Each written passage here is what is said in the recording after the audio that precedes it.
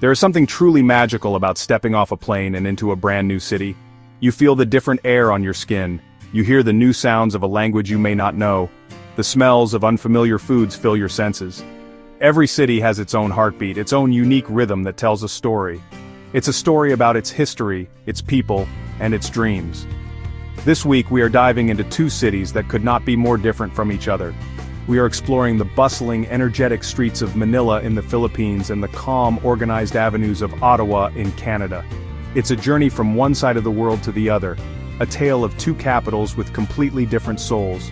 Imagine spending a week in each place. What would you do? Where would you eat? How would you get around? Answering these questions is the best part of travel.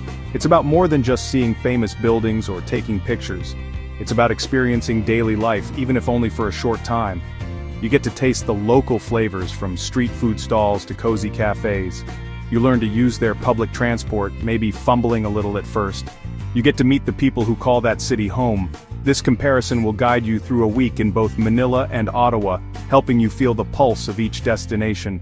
This adventure is a study in contrasts. Manila is a mega city, a sprawling urban landscape famous for its warm, welcoming people and beautiful, organized chaos. Life here is lived out loud with vibrant markets, non-stop traffic, and a deep sense of community and faith. On the other hand, Ottawa is a city of refined elegance and natural beauty. It is a government city, known for its grand parliament buildings, world-class museums, and peaceful parks that change with the seasons. It offers a quieter, more structured experience where history and nature live side by side in perfect harmony. So let's pack our bags and prepare for two very different urban adventures. We'll start by immersing ourselves in the sensory overload that is Manila. We will explore its historic walled city, ride in its iconic jeepneys, and taste the sweet and savory flavors of Filipino cuisine. Then, we will fly across the globe to the stately and serene atmosphere of Ottawa. We will walk along the Rideau Canal, marvel at the Gothic architecture of Parliament Hill, and discover the rich tapestry of Canadian history. Which city will capture your heart? Let's find out together. Waking up in Manila is an experience for all five senses. The first thing you will notice is the sound. The iconic roar of jeepneys, the colorful and crowded public buses, mixes with the calls of street vendors selling everything from fresh bread to newspapers. The air is warm and humid, carrying the delicious smells of garlic rice and sweet longanisa sausage cooking for breakfast. Life in Manila is lived in the open. People are everywhere, smiling, talking, and going about their day with an energy that is truly infectious. It's a city that never seems to sleep, and its constant motion is a huge part of its undeniable charm. The culture in Manila is a beautiful mix of Asian traditions and Spanish colonial history. You see it in the architecture, especially in the old walled city of Intramuros. Here, cobblestone streets and ancient stone churches stand as a testament to centuries of Spanish rule. But the Filipino spirit is what truly defines the culture. People are incredibly warm, friendly, and family-oriented. Don't be surprised if a stranger starts a conversation with you or offers you help if you look lost. This spirit of hospitality, known as bayanihan, or community spirit, makes every visitor feel genuinely welcome and cared for during their stay. Getting around Manila is an adventure in itself. While you can use ride-sharing apps, the most authentic way to travel is by jeepney. These are old American military jeeps left over from World War II, transformed into the city's primary mode of public transportation. They are brightly decorated with religious art, funny slogans, and family names. You simply hop on, pass your fare to the driver, and shout para when you want to get off. For shorter distances, you can take a tricycle, which is a motorcycle with a sidecar attached. It's a fun, breezy way to navigate the smaller, winding neighborhood streets. A week in Manila is not complete without diving into its food scene. Filipino food is a wonderful blend of sweet, sour, and salty flavors. For a truly local experience, you must try a boodle fight, where a huge pile of rice and various dishes like grilled fish, pork adobo, and fresh mangoes are served on banana leaves, and everyone eats with their hands. For daily meals, you can find carinderias or small local eateries on almost every corner. A full meal with rice and a main dish might only cost you about 150 to 250 Philippine pesos, which is roughly $3 to $5. It's a paradise for food lovers on a budget.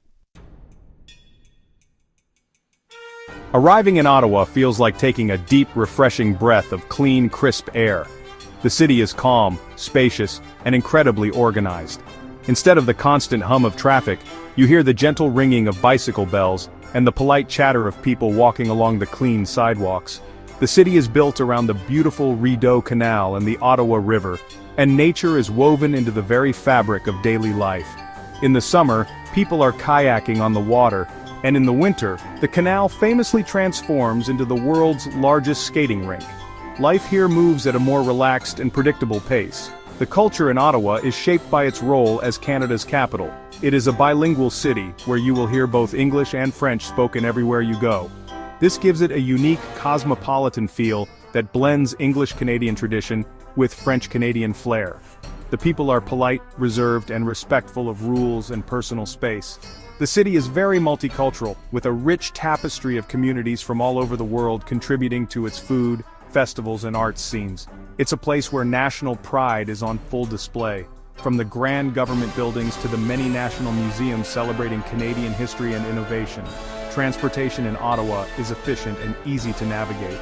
The OC Transpo bus system and the O-Train light rail line can take you to all the major attractions and neighborhoods. You can buy a Presto card to easily tap on and off public transport. A single ride costs about $3.75, or you can get a day pass for around $11.25. However, Ottawa is a very walkable and bike-friendly city. Many of the main sites are concentrated downtown, and you can rent a bike and explore the scenic pathways that run along the rivers and canal. It's a wonderful way to see the city's natural beauty up close. The food scene in Ottawa reflects its diverse population and its love for local ingredients. The Byward Market is the heart of the city's culinary world. It's one of Canada's oldest and largest public markets, filled with vendors selling fresh produce, maple syrup, and artisanal cheeses. This is where you must try a beaver tail, a famous Canadian pastry. It's a piece of fried dough stretched to look like a beaver's tail, then topped with cinnamon sugar or other sweet treats. A casual meal at a pub or cafe in the market will typically cost between 20 and 30 Canadian dollars, offering a taste of classic Canadian comfort food. When comparing the top attractions, Manila and Ottawa offer completely different windows into their nation's souls. In Manila, the star attraction is Intramuros, the historic walled city. Walking its cobblestone streets feels like stepping back in time, with landmarks like Fort Santiago and San Agustin Church telling stories of revolution and faith. Another must-see is the San Sebastian Church, the only all-steel church in Asia. These sites are deeply tied to the Philippines' colonial past and its fight for identity. They are raw, historic, and full of powerful emotion that you can feel in the very stones around you. In Ottawa, the attractions celebrate Canadian governance and culture. The majestic Parliament Hill is the city's crown jewel. You can take a guided tour of the stunning Gothic Revival buildings and even see the government in action. Just across the river, the Canadian Museum of History offers an incredible journey through the nation's past, from its Indigenous peoples to the present day. Other world-class institutions like the National Gallery of Canada and the Canadian War Museum provide deep dives into art and history. Ottawa's attractions are polished, educational, and perfectly curated to tell the story of Canada. So who would love each city the most? Manila is for the adventurous traveler, someone who thrives on spontaneity and sensory stimulation. If you are a person who loves to get lost in a crowd, who finds beauty in chaos, and who wants to connect with some of the warmest, most hospitable people on the planet, Manila is for you. It's a city for the budget-conscious foodie, the curious historian, and anyone who wants to feel the powerful, resilient heartbeat of a city that has overcome so much. It is an experience that will challenge you, surprise you, and ultimately, change you. Ottawa, on the other hand, is perfect for the traveler who appreciates order, nature, and cultural enrichment.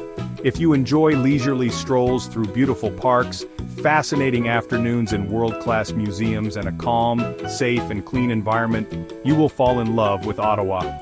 It is the ideal destination for families, history buffs, and anyone who wants a relaxing and educational city break. It's a place to learn, to reflect, and to enjoy the simple pleasures of a well-planned city that lives in harmony with its natural surroundings. Both cities are incredible, but they offer two completely different worlds to explore.